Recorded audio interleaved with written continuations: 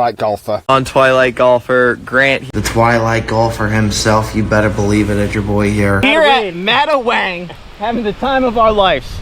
And hopefully we'll get a range check as Twilight Golf tries to get in 18 holes. They can see that, yeah. This is a course built in 1960 and located in Somerset, New Jersey.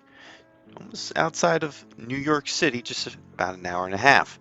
Here we are at a course that, I'll tell you what, it's got a local feel to it. As you walk in, there's a cat right at the front seat. Almost looked dead. Thank you. Inside's a small clubhouse, getting in, getting out. It seems like a fun golf course. The driving range is pretty straightforward. You're hitting over water. It's something I've never seen before on most courses. It kind of has a private feel, semi-private. And we're going to talk about the history of this golf course. Take a look at the cat, which name was Ping, that we learned. And most importantly, we're going to rate this golf course 1 to 10 in comparison to our other golf courses. Now, we got about 133 golf vlogs so far. So we're just consistently pumping out content and playing golf courses around the world. So you want to stick around for that. So let's walk on through each one of the holes here. The course was designed by golf architect Mike Myers. It's listed as open year-round and is a par 72.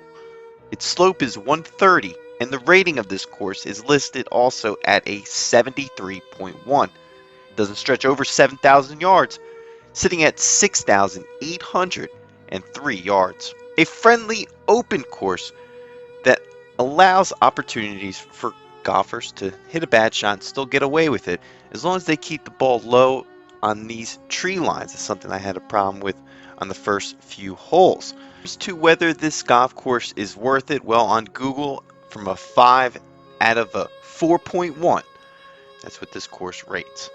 Now, when you look at other big golf outlets like Golf Pass, you're looking at a 3.9, just under a 4. And, you know, the other ones are about a 3.9 sitting too. I also on Golf Pass and Golf Now. So I tell you what, I think it's an average course.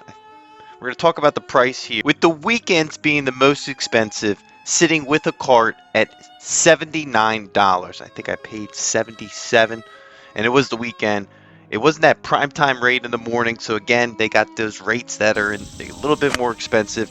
It drops down significantly during the weekdays, around $58 at prime time rates.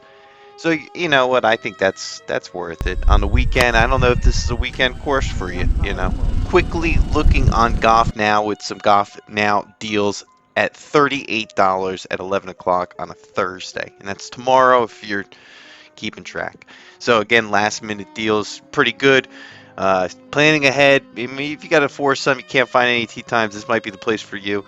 Didn't find too many tee times at 11 to 12:30 time frame, and that might be a result of the price. You know, it is a little bit expensive. You know, some of the things we're missing, like water stations.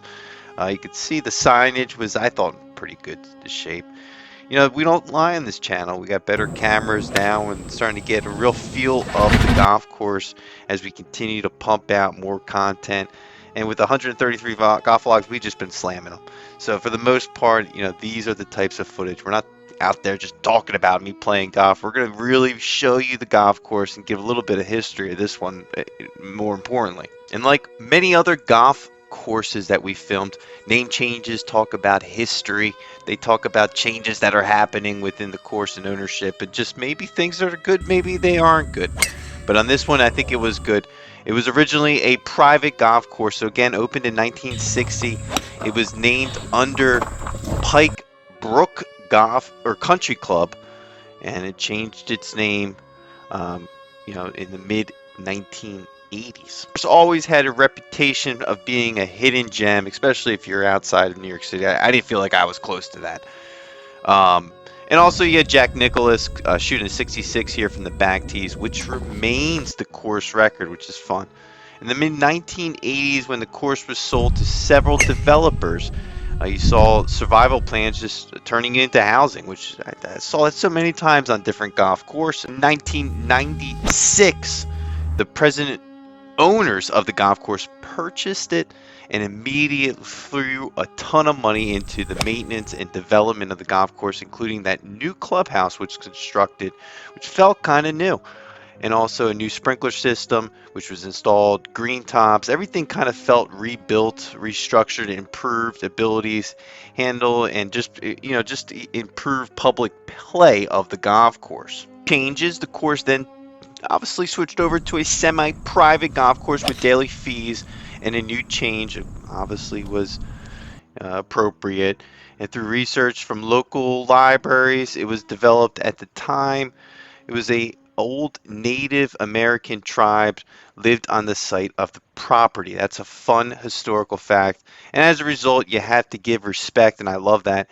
And that's where the name of the golf course came from, the Mattawangs, which translate to a travel difficult path. That's what it's called, a travel difficult path. And I felt like this course wasn't too difficult. The price range, I think was fair for the outside areas and the consumers within the area. Frankly, this is when experience with the people you play with, sometimes the locals that you get paired up with, really push you over the edge of your experience here. You saw it come down. It's just a small channel. We can't go out there with a million people and just take over the golf course. You get paired with random people, and that happens. And sometimes they're fun, sometimes they're not. On this one, we had lightning swinging through the golf course. It was just a scene. You would think then you have the course to yourself, but we ended up playing with some locals just living right down the street, it sounded like. And for the most part, you got different, you get multiple balls off the tees and things like that. It really just takes away from the game and your ability to kind of keep your head in the game and enjoy it. It's about a 5-hour round here. I don't know if you get rain checks for that. That's probably not going to happen. But I don't want to take that away from the game. And you can see number 18 really just ending it. It really felt like a private golf course at some of the points. It has that walkability. I don't recommend even taking a golf cart here. You can walk this one pretty easy, but the greens don't lie. They're not in the best shape. Some of them, they get a lot of sun. But man, number 18 right here, you could see off the bat. The back nine I thought was better on the front. But in regards to a score, I don't know if this one's sitting at a 6. I think for the most part, it might be under that. I think a 5.9 with the historical feels and the changes. The cat wanted to push it over the edge. I think you have a cat outside of the clubhouse. I've never seen anything like that. There's a lot of golf outside of this area within 30 miles north, south, east, and west. So I think 5.8 is fair, and I think that's a good price. Price range. That's not going to take away from the score here. Again, it's an honest golf independent video. No one's paying us, so that's just the score. Keep a lookout for more videos to come. This is Twilight Golf. Launch control, this is Houston. We are go for launch.